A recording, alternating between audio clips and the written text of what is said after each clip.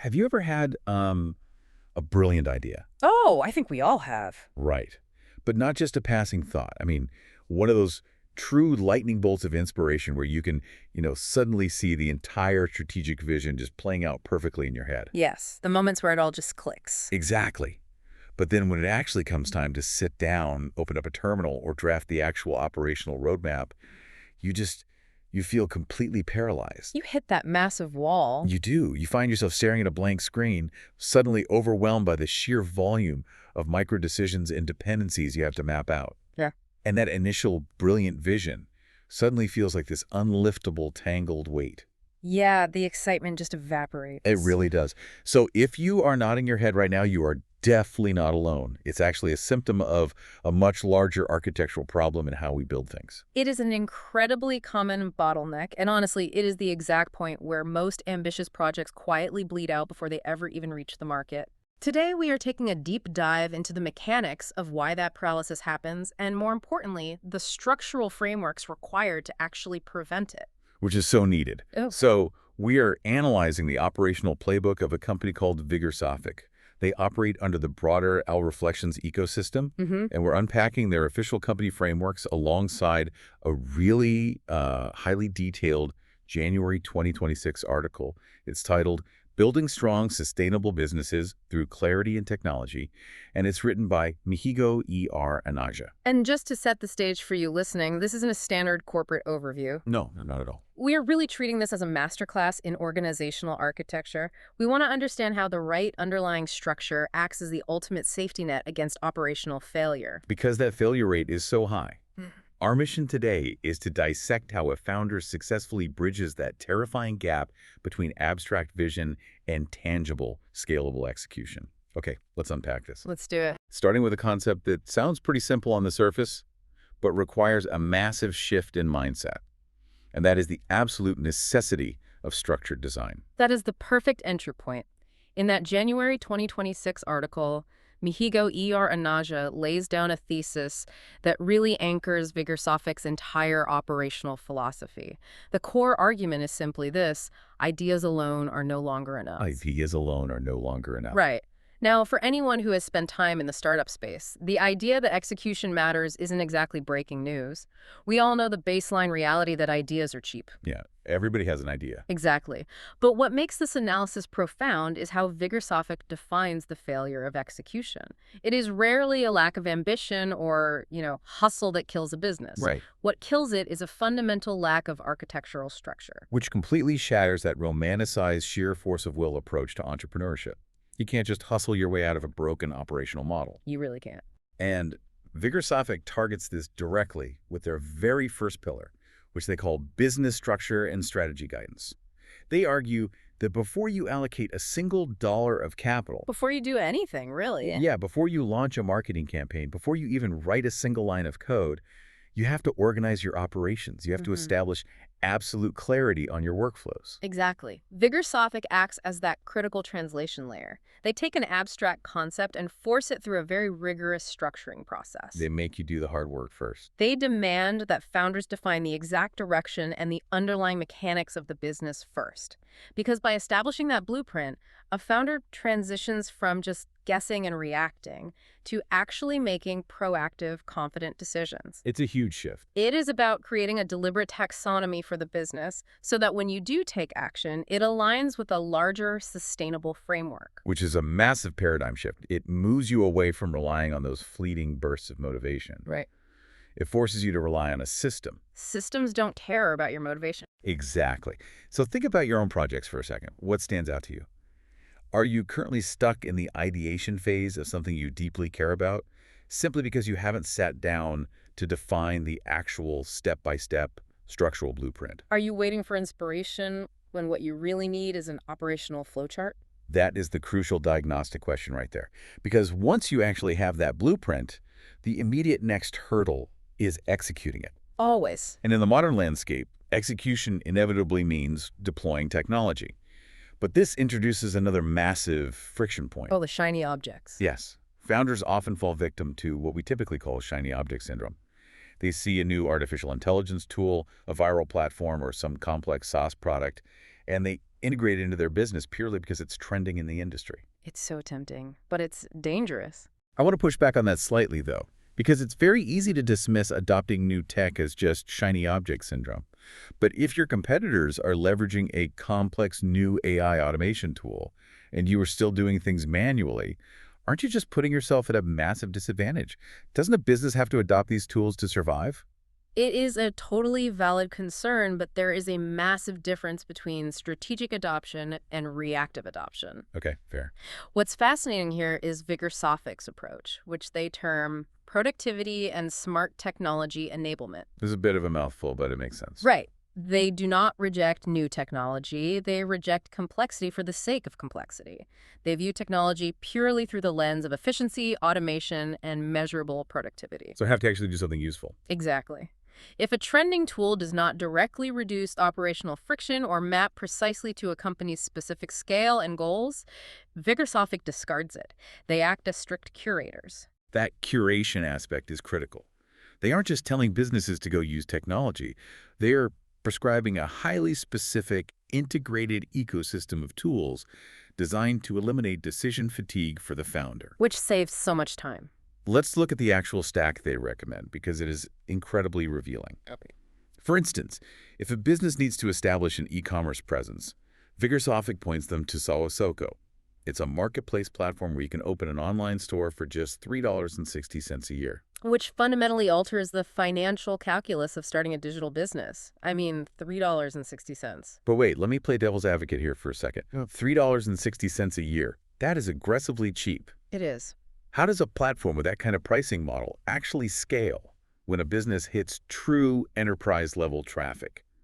Is that just a starter toy to get a prototype off the ground, or is it a viable long-term solution? It is a totally fair point of skepticism.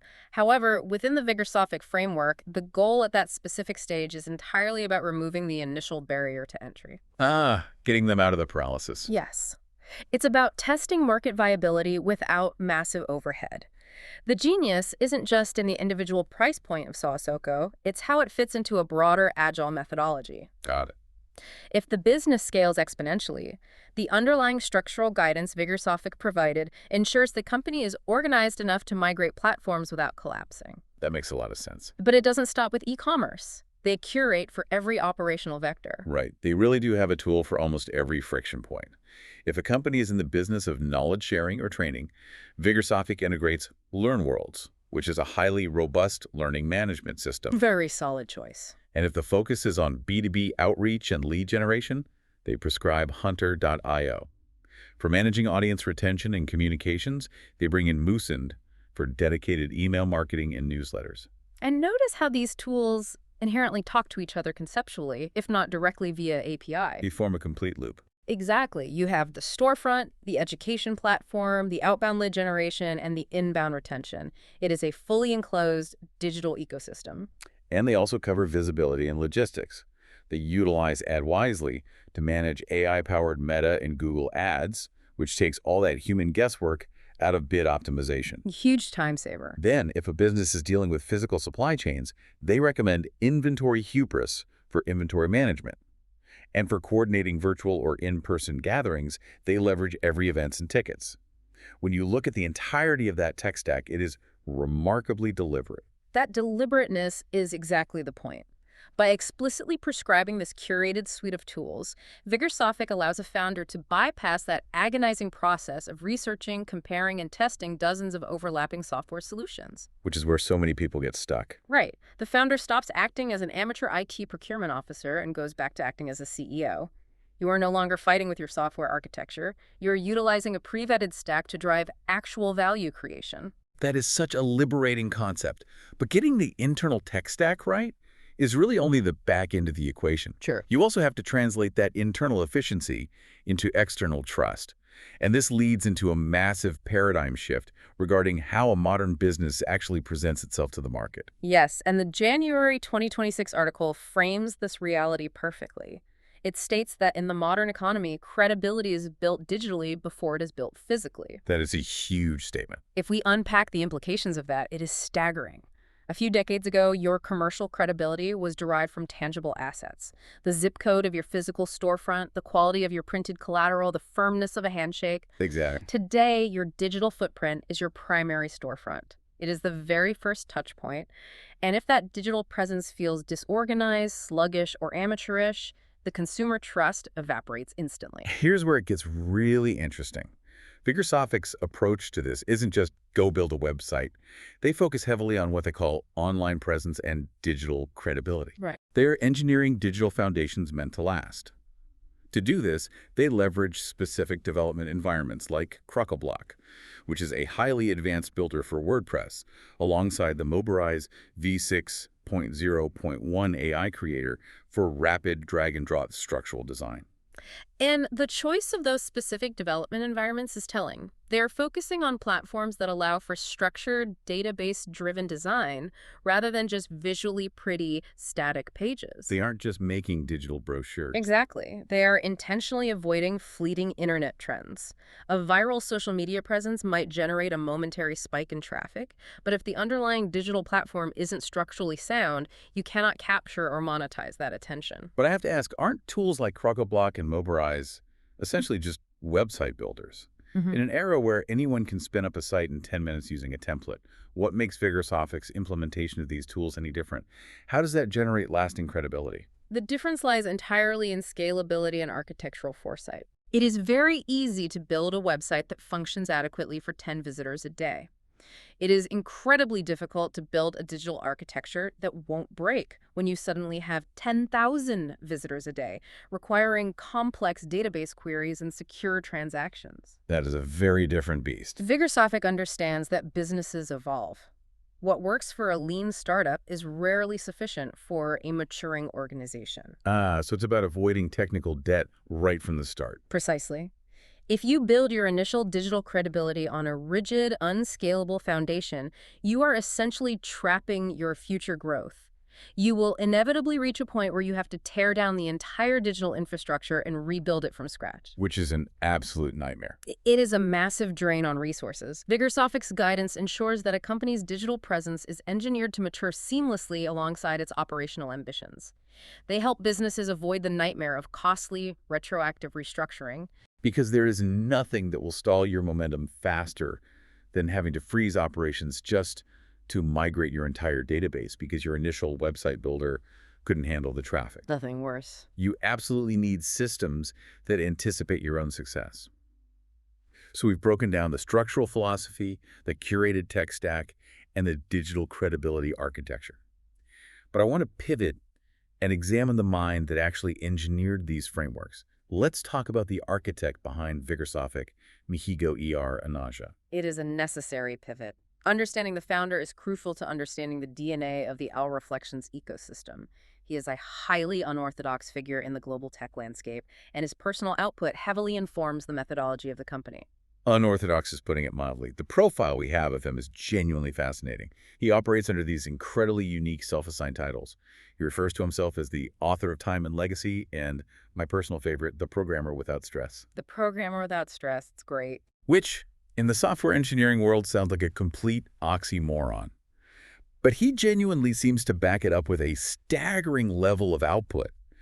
The documentation notes he has authored 9 books and developed over 200 computer programs. There's 100. Yeah, and they're distributed through platforms like GJ Shop and his own personal site. And that sheer volume of output, 200 programs, is exactly why the Programmer Without Stress title isn't just a quirky tagline. It's a testament to his operational methodology. You can't fake that kind of volume. You cannot write and deploy 200 computer programs through brute force alone. You would burn out immediately.